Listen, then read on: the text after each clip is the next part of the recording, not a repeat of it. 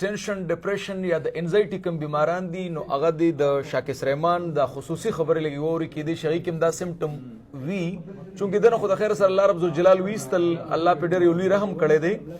او غواړم دا چې د ډېر پیشنټ شته چې هغه په ذهن کې یو معده نیولې چې ماته د معدې تکلیف دی خو په مینس کې هغې ته د معدې نه بلکې سایکولوجیکلی کوم ډس آرډر وي هغې ته او ته ډېر زیات مخې ته راځي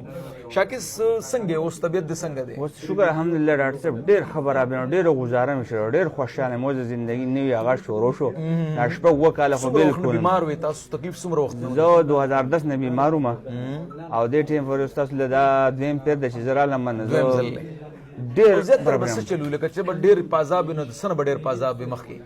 نو په ما خو به یره راتله مات ته به نه شو متلی او ګڼې له به نه شو متلی جنازې د جیلان به شو بیا به ډېر ګډوډ وم او ما دغه د راغورځېږم او مړ کېږم د مرګ یره به ډېره د مرګ یره به ډېره پینیک اټیک برته بار بار کېدو څه مختلف دوايان دي چې خلک استعمالوي تا مغه نشي ګولۍ استعمال کړي دي 14 کاله مې استعمال کړلې 16 سال خو لکه خوند نو بس دغه مې و چې بس زندګي مې خوړې مې او څه کار نه خو بس علاج مې جاري او سمازه نه کول صحیح نو څنګه شاکس چې تاسو تقریبا زموږ د یو مې میډیسن استعمال کړل او اوس دوباره راغلی نو څه غنې مونږ خو چې تاسو کو شان بیمارانو ته سایکوتراپي کوو کنه مونږ سپری کوو زموږ د هومیوپیتي د امایل نایټریټ یو سپری د چې مونږ هغه کوو هغه ټایم کې میډیسن ورکو نو څنګه چې هغه پیل ځل رال بیا د مونږ د دوايانو نه وړاندې څنګه چې مونږ د ډیر داوی سره دا و چې زموږ سایکوتراپي سره جدن بیمار ډیر زیات بهتر کیږي تاسو چې کله دلته زموږ سایکوتراپیست چې کوم دی د سایکوتراپي وکړله هغه سره څه خواله راغلی جی ما سایکوتراپي تاسو وکړه نو ما چې زه ما سترګې رڼا شو ذهن مې رڼا شو تاسو دوايانې راکړې چې دا به خورئ زه به د دوايانو خپم ما ذهن برابر شو د دوايانو باندې څه کوم خو بیا مې راواغستې دومره ښه وي لکه دومره د سایکوتراپي سره بالکل زما ذهن کولاو شو سترګې مې کولاو شوې او د دې غاړې چې ډېر په خوشحالۍ کور ته لاړم خو په کولاو ذهن لاړم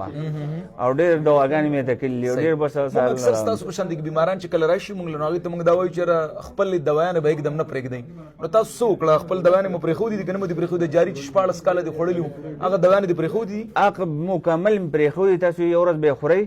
او یو ورځ به یې پرېږدئ او ما ویل چې موږ एकदम نه پرېږدو په چا باندې دوايانې که نه او تاسو به ډارې پرېښودئ ما مکمل پرېښاک ورځ نه چې تلی مې ما سره خوړلې نه دي او شپه ورځ په کټ کې پروت وم اوس د ورځې بالکل کټ ته خېږم نو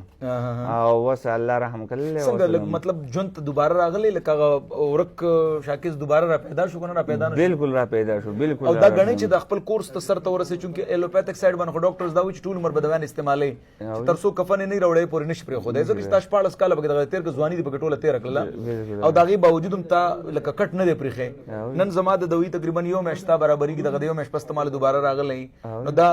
یو ډېره غټه بهتري ده چې مطلب تا دوايانې هم پرېښودي کوم چې جاری دوايانې به استعمالولي او الحمدلله دوباره صحت هم د الله تعالی درکو بالکل اوس الله صحت راکړو د نشو ګلونه خلاص لمه او اوس دې پله چې لاړم انشاءالله چې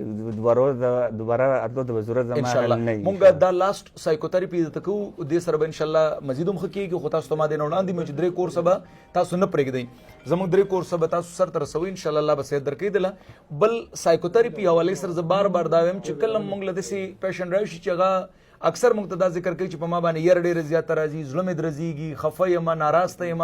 د زړه زور مې نه وي په دماغو مې بوج وي ګڼه کې تنګېږم بنځه کې تنګېږم غوسه راله ډېره زیاته راځي خفګان مې وجود کې ډېر زیات وي خوشحالي مې نه وي مړي له نشم تللی څنګه دي وویلي یا بالکل هغه د ژوند دغه مزه مې بالکل ورکه شوې داسې پیشنټ ته موږ سایکوتراپي کوو لکه هومیوپیتھک ډاکټرز له تاسو به تللي یې تاسو به هغه علاج او زموږ علاج کې ډېر فرق دی موږ د دوايانو نه وړاندې هغې ته سایکوتراپي کوو کونسلنګ ورته کوو دا کونسلنګ او سایکوتراپي سره هغه کم از کم 70% زموږ د دوايانو د استعمالولو نه وړاندې چې دنه هغه ټیک کېږي نو هغه د داسې بیماران چې هغه د مختلف ډاکټرز له تللي دي هغه نه دي ټیک شوي نو هغې ته موږ دا وایو چې موږ سایکوتراپي کوو سایکوتراپي کې یوازې خبرې کول نه بلکې هغې ته موږ د امایل نایټریټ یو سپری کوو چې د هغې د ذهن نه زاړه یادونه خفګانونه نقصانات تاوانونه چې کوم شوي وي هغه ترې نه بالکل لرې کېږي الله دې مزید هم صحت درکړي ستا په شان ته ډېر بیماران دي تا سره په کلي کې ملاویږي او زه بل ځای ته ورته دا وایي چې مطلب یې دغه جاري ګولونو کو ځان خلاصې نه هومیوپیتھک سیټ تلل پکار دي ډېر کسان ته مې جولې نیولې دي خدای ته وګوره زندګي غواړئ نه ځان ډاکټر حیدر من ته ورسوئ دې د نشو نه ځان خلار کړئ ځان ته ورسوئ زه به ته منت کوم چې کم ځای زه به ته سوال کوم ماشاءالله الله دې مزید صحت درکړي ډېره مهرباني دلته اخري سایکوتراپي وکړئ هلته ور وړئ ښه